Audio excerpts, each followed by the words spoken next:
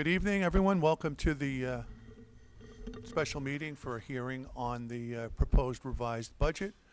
Can I ask everyone to rise for the pledge?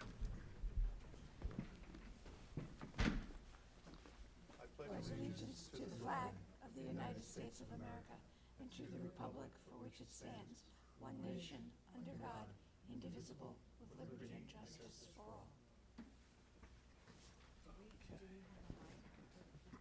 It's on, if there's something laying on there. Thank you. Brian, would you take roll? Sure. Daniel Castricone, I am here. Gary Hevner, Kimberly Breland, Present. William Clark, Here. Heather Kidda, Chris Scanlon, Here. and Bonnie Takeuchi. Here. We have a Thanks. quorum. Terrific. 2.1 on the agenda is a budget presentation. So Brian, why don't you give us an overview on the revised budget, and then we'll allow for public comment. Sure. So I have a small deck we're going to present.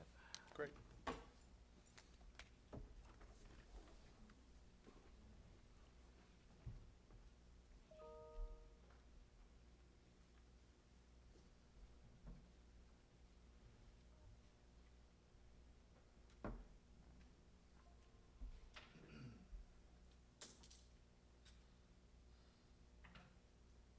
Okay, so good evening and welcome to our budget hearing for the 25-26 school year.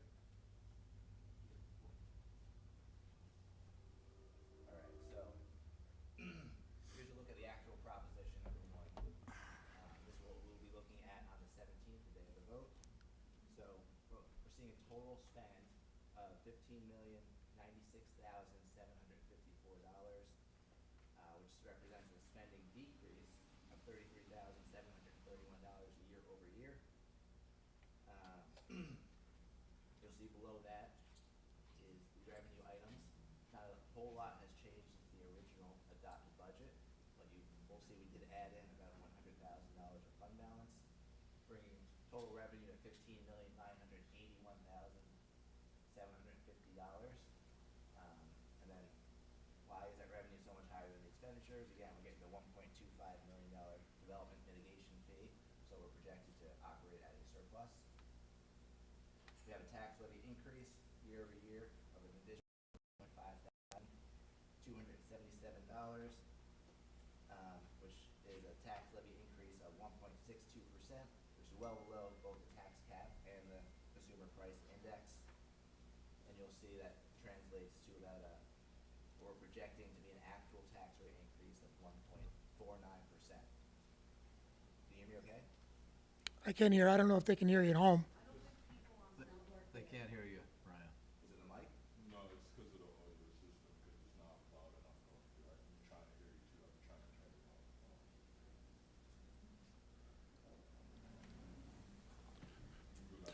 How is my voice on this mic? That's good because that's in the top rack. His mic right here is in the handheld, which is on the second rack. So can we take this mic and? Brian, why don't you come up here and do it from here? I'll just go sit down in my seat. Yeah. Maybe we should start from the beginning, if nobody heard you.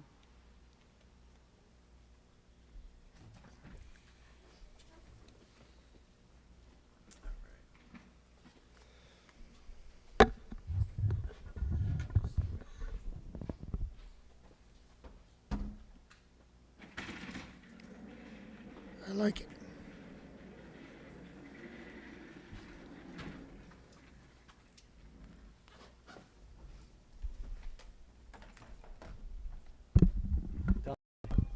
Check his sound when he. His sound works again. This handheld goes into the second rack. All your mics 1 through 8 is in the top rack. If I plug anything beyond that boundary of 8, nothing functions. All right, just want to make sure that. No, I got you. This is why I got the headset right here. Okay, Dante, how's this? Oh, that's fine. Okay. So we'll start from the top. All right, so here's the budget hearing for the 25-26 school year, and this is for the revote.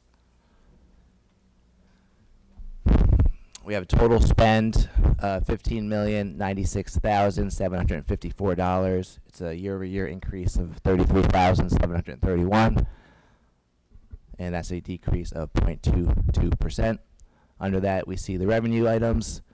The only thing you're going to see that's different from the first adopted original budget is we're now showing we're pulling in fund balance of about $100,000 into the revenue for total revenues of $15,981,750, and we're projecting to be operating at a surplus. Levy increase year over year is $205,277, over 1.62%. That number is below both the consumer price index and well below our tax cap. And we project that to be an actual tax rate increase of 1.49%. But Brian, that's an estimate, right? And that could change, the tax rate could change if there's any change in assessment or if there's a change in equalization rates that we don't know of. So that's just an estimate at this time, right? Exactly, yep. So, Set the tax levy in August, right? Yep. And we get the final equalization rate around that same time, right? that's correct. Can I ask a quick question? What does projecting to operate at a surplus mean? It means our revenues are projected to be higher than our expenditures For next year? for next year, yep, correct. So we'll have a little bit of a cushion. Yeah, well, It's the $1.25 million from the Tuxedo Reserve, the mitigation. Okay. Thank you. so day of the vote, the proposition will read not to exceed $15,096,754. It's that line right there, Kimberly, 1,250. That's payment number 2. Third bullet. Okay. Yeah. All right, so here is what will this cost me as a taxpayer. For a home in Tuxedo with an assessed value of $98,137, we're looking at an annual increase to their taxes of about $117. Keep in mind, a home with an assessed value of $98,000 is worth about $870,000 market value. So we're talking about a fairly expensive home, and that's $117 year over year. And there, I'll repeat the last slide, but we're showing a 1.49% tax rate increase for Tuxedo.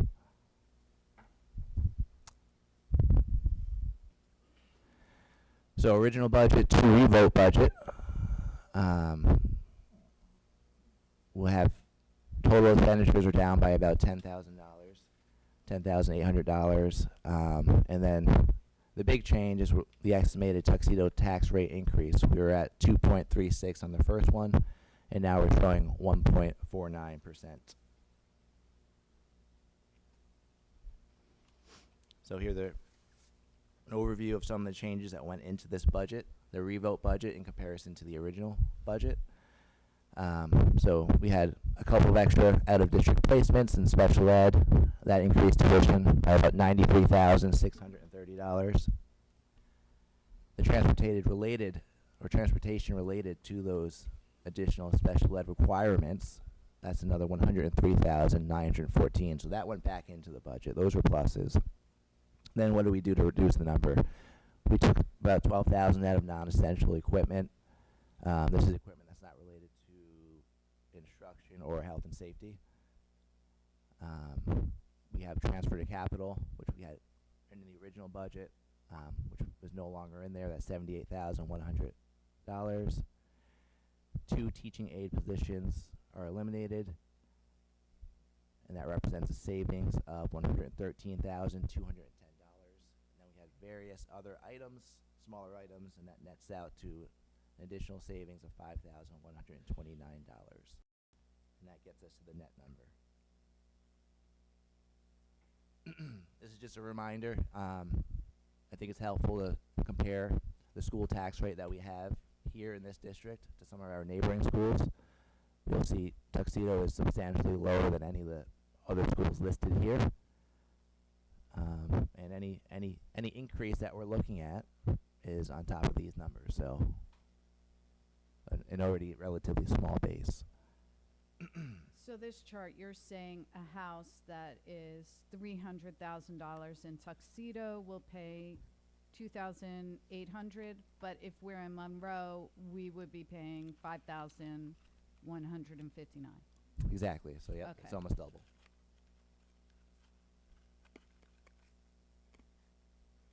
All right, and this is similar to the original adoption and budget hearing presentations that we did. I wanted to include this again to make sure it's on the website. It's just there for everyone to see. You can't hear it?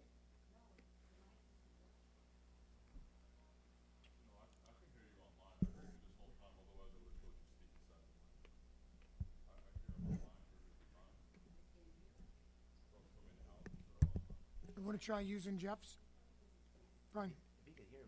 They could Okay. Ma'am, are you saying that you personally can't hear you, or someone is texting you from out of the building and saying it's not coming across online? And you can't hear it? Okay. I could turn him back up, but he gets more static, that's the problem. Oh, hold on, I could turn you back up. Okay. You're just gonna be a little bit more static, you okay? Ready? Yes. All right. Here we have some budget highlights. I'm not going to. All right. I'm not going to go through every bullet point here, but again, all this information will be available on the Tuxedo website, and it's similar to what we presented at the last couple of hearing and the adoption in April.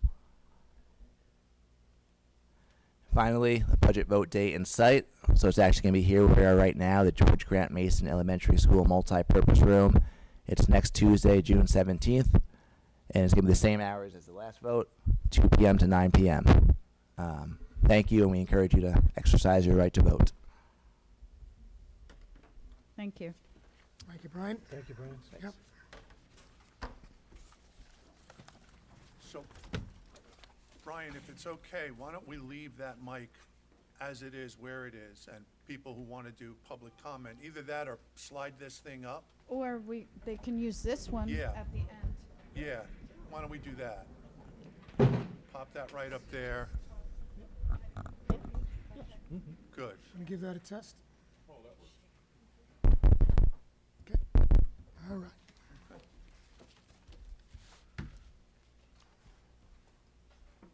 Brian, when you do the minutes, let the record show that both trustee Kidda and trustee Hefner have arrived, all right? Got it, yep.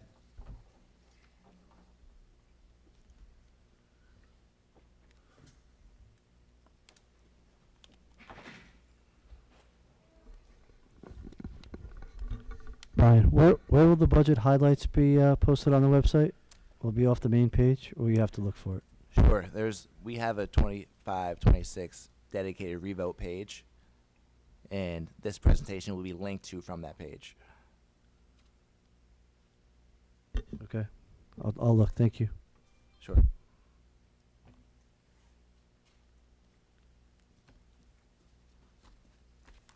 Okay, we're up to the point in the meeting where we'd love to hear from the public, you know, on the proposed budget.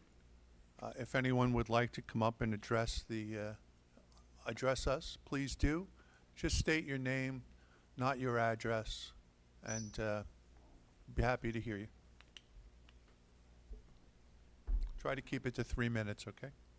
You keep the clock. I'm sorry, Mr. Okay.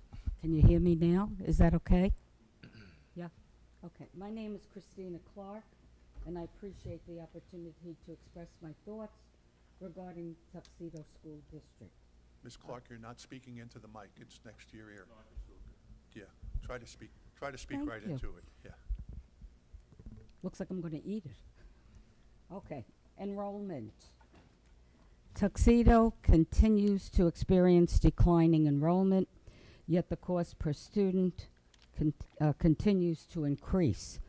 Per pupil expenditures is approximately $80,000, which is 3 times the New York State average. Where is the fiscal responsibility? Grade 9 has 14 students, grade 10, 8 students. Grade 11, 20 students, and grade 12, 11. This is a total of 53 total students. The teacher-student ratio competes with private schools with some Tuxedo classes, possibly with less than 7 students. Many test scores don't reflect this situation. What steps are being taken to retain student population? Also, remember, approximately 14 students are enrolled in BOCES. They contribute to keeping the Baker High building at not full capacity. It's my understanding that math and ESL programs in the previous budget were cut. I'm not sure, but I think that's what's happening. Are these programs now restored in the June 17th budget? Extracurricular activities are important. Our one teacher, and this goes back to 2023-24, earned over $17,000 supervising 5 clubs. In conclusion, focus on improvement of test scores, quality of education, reduction of staff overload, fiscal responsibility, and fiscal management. It's truly a time for a change. I recommend the defeat of the June 17th budget proposal. Thank you. Thank you. Thanks. Would anyone else like to come up?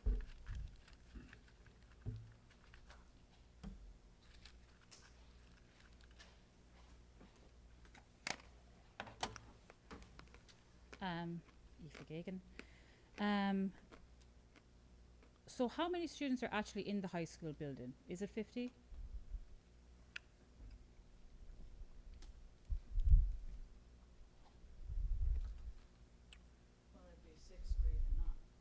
Yes.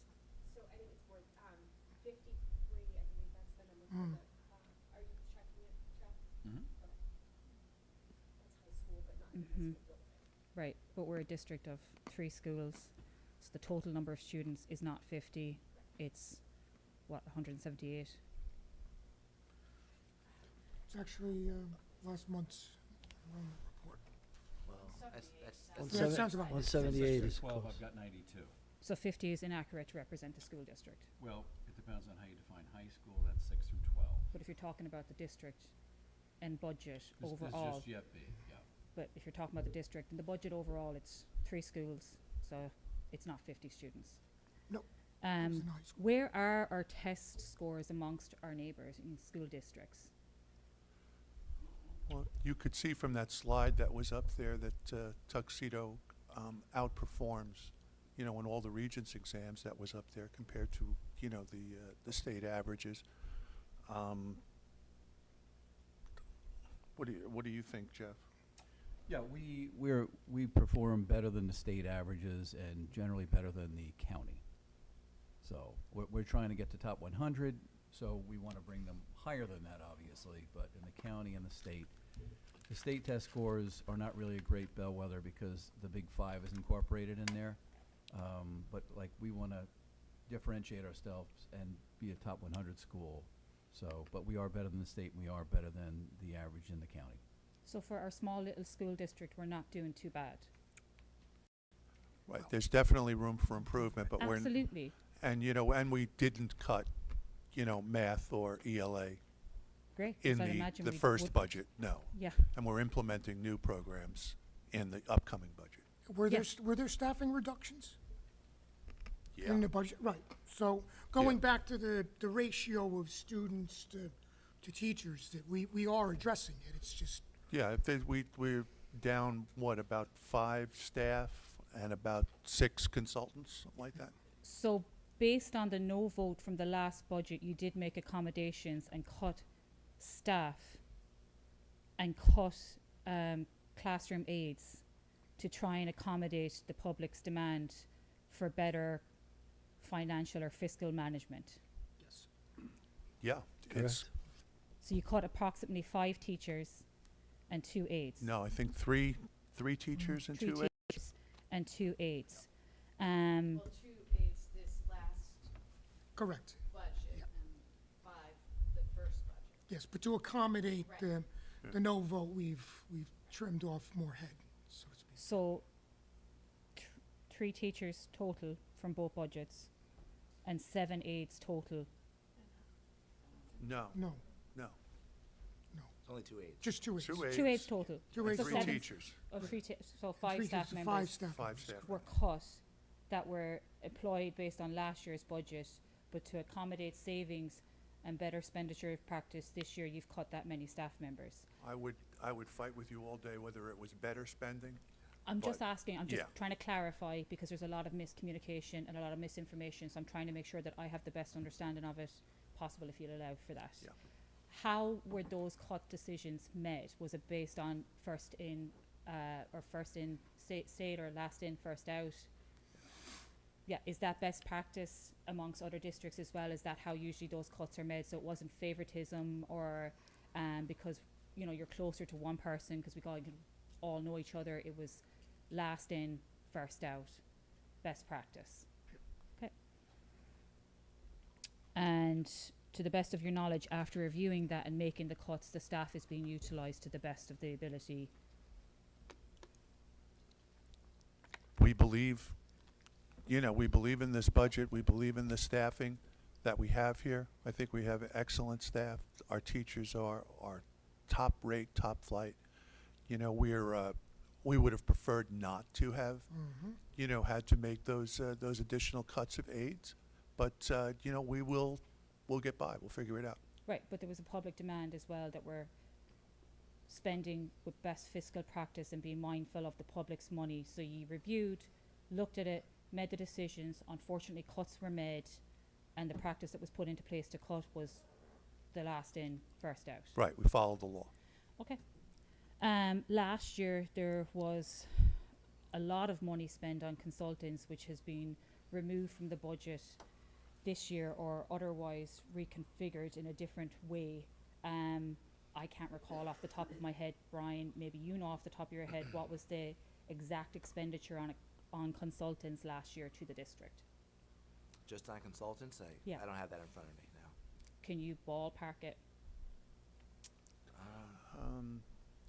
based on how many 57 consultants for were there the- and the average cost of For them? the building consultant, right, 5 for the transportation, 40 for the technology.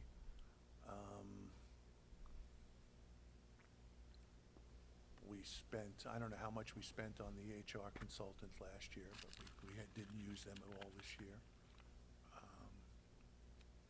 It's gotta be 150, 150,000 on consultants last year. yeah. I And think you've cut that down, leaving basically the food administrative consultant. Who has to be there because she has a certification that regulation. we need. Right. There's our district treasurer, you what?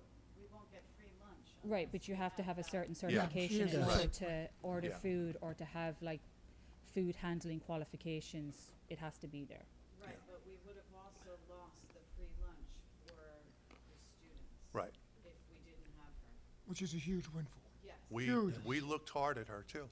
Right. We looked at everybody and that one didn't make any sense. Great, so that's basically the only consultant we're paying for that was there last year. So how much? And we're into the superintendent consultant for, I think it's less than $4,000. So right, so it's budgeted for 30, but you've only expenditured this year 4,000. It's not, it says up to Right. in the budget, but yeah, it's nickel and dime. So if you had to add what you spent this year on the superintendent consultant and the food administrative consultant, what would that figure be? The food services director, it's a flat fee of $10,000. So 14,000 versus 150,000 from last year. Give or take, we're ballparking. Okay, so that's a significant savings.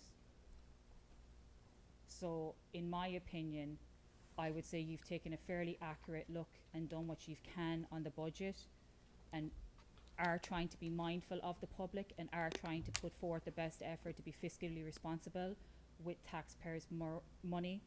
So if I get to give my opinion like my predecessor, I would say to vote yes on the budget, and that you are trying, and that this will best support the students while trying to be as most mindfully conscious of the taxpayers' money possible. So thank you for the time and effort you have put into it. Thank you. Thank you.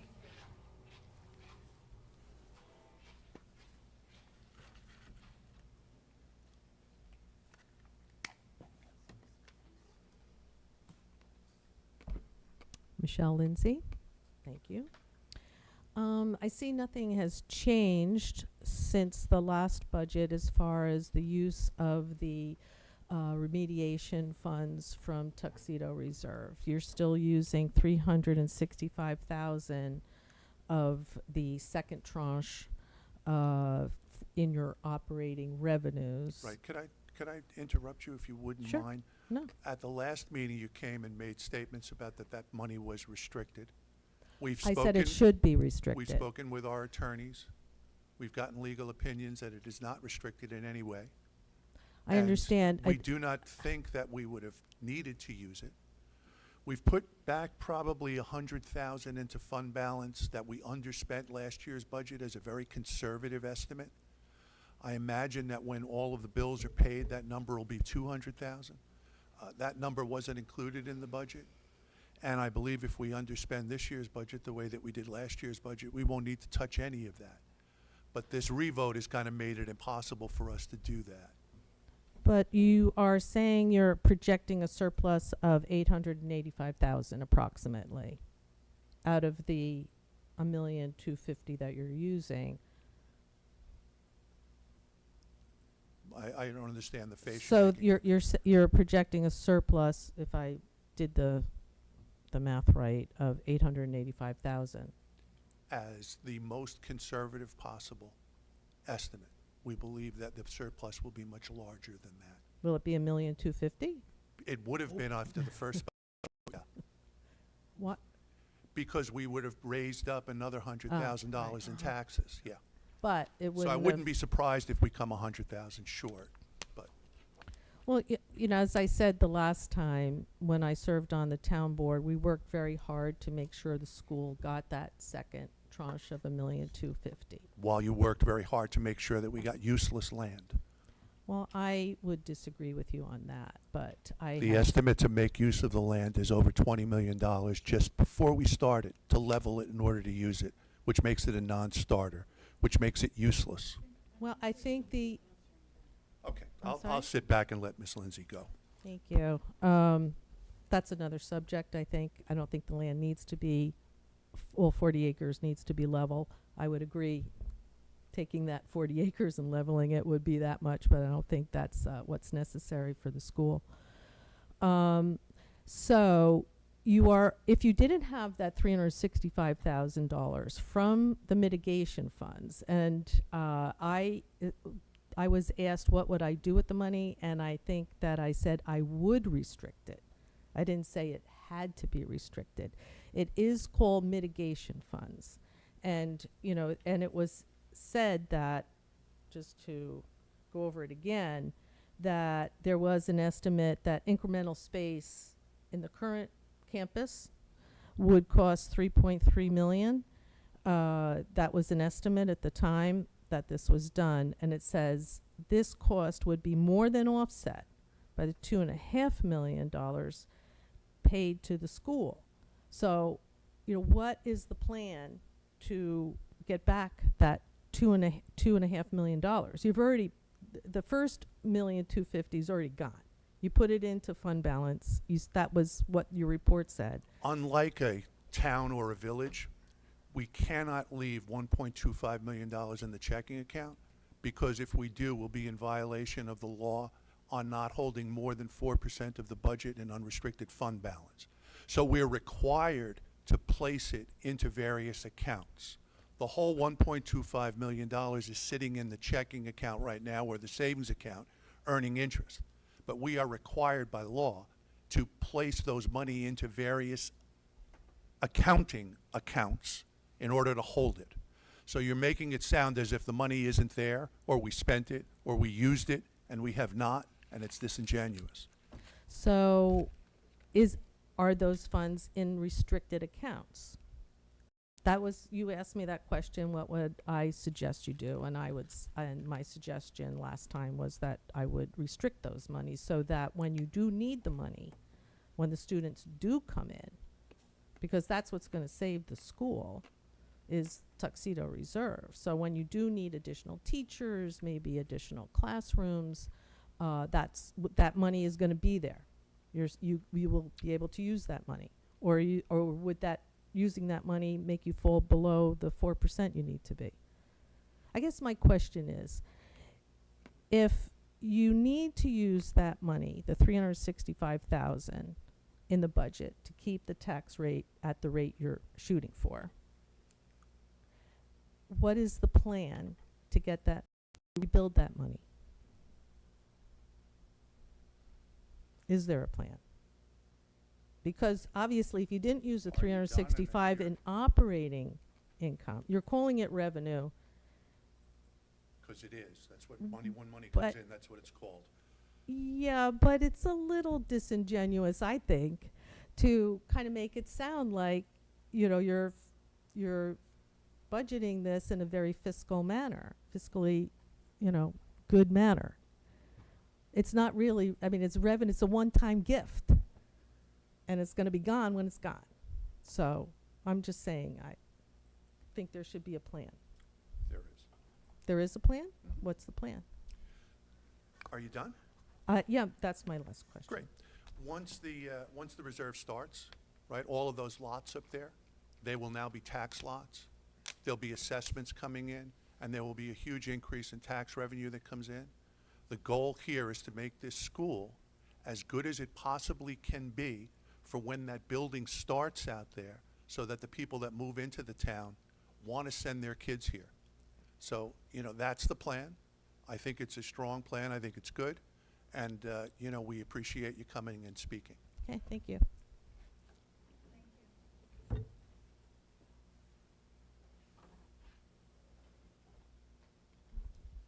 Hi, Bronwyn Rowantree. I've heard people raise concerns about the additional special education funds that are in the budget now, and I just wanted, to the extent that it's possible, consistent with respect for student privacy, is it possible to confirm that those needs arose in between the drafting of the first budget and its downvote and the drafting of the second budget, such that those needs were not known when the first budget was drafted? No, That would be we can't. illegal. You can't confirm that those Correct. that was a new Yes, need? we can't confirm that. Okay. The board has, you know, requested some information regarding that, and, you know, we'll work on that information when we get it. Perhaps you'll be here when that information comes and you'll get to work on it. But no, we can't. Okay, thank you.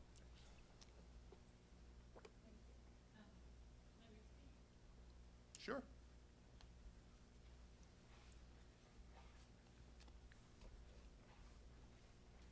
So what I can definitely say with 100% honesty, the new special needs that are coming in are definitely nothing to do with my case. But I can tell you that our situation for one of our children drastically changed last year, which could have been in no way predicted or ready for the accounting of it, and also definitely changed or altered the funding that was necessary for that child's education earlier this year, but isn't directed towards next year's budget, that in no way can be accounted for, and that these things can happen, do arise, new kids come in, different cases happen, there's different ways and this can occur. So thank you. Thank you.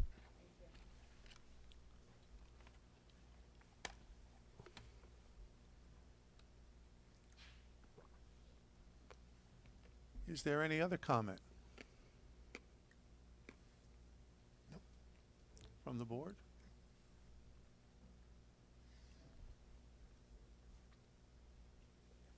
Bless you. Yeah. Bless you. Is that your comment? That's great. All right, we did get some press inquiries as to, you know, where the board stood on it. And, you know, we did tell the press that the board was unanimous in voting for the revised budget, except for Ms. Kidda, who wasn't here that evening, but did express a, you know, an affirmative bent towards what we did over the phone that night. And the board members-elect, there were two of them here when we approved the revised budget, and they both also, you know, gave us the thumbs up. And so we present a united front to the public. Everyone here is behind this budget. We think that it's fiscally responsible. We think that it's a cognizant of the message that was sent during the first vote, yet still supplies the needs of our kids to provide, you know, to get them an excellent education. It keeps the after-school activities that have become so popular rolling next year without, you know, people having to pay for the open gym night or the senior tech events or the homework clubs and the things that we instituted last year. And you know, I encourage everyone to go out and to vote and to look at the school website instead of Facebook, because the school website has no agenda. You know, the numbers are the numbers, and often the social media stuff does have an agenda. With that, I will ask for a motion to adjourn, unless anyone else has comments. No? I have a motion. Second. All in favor? Aye. Aye, thank you.